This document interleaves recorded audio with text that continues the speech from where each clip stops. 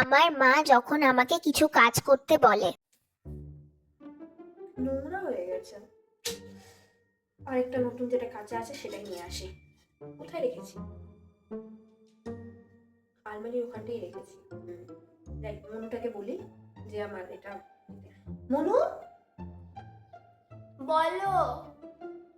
বলছি শোনো, আলমারির ওখানে না এটা রাখা আছে, একটু নিয়ে আয় তো। দেখ, ওটা আবার কি হয়? এটা আমি বুঝতে পারছি না তুমি কি বলছো। তুমি নিয়ে নাও, আমি অনেক কাজ করছি।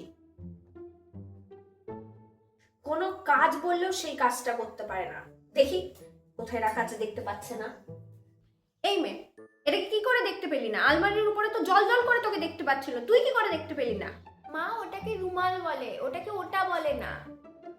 অপদার্থ মেয়ে একটা, 24টা ঘন্টা শুধু মোবাইল দেখতে থাকে, আর কোনো কাজ বলতে গেলে এটা পারবো না আর ওটা পারবো না।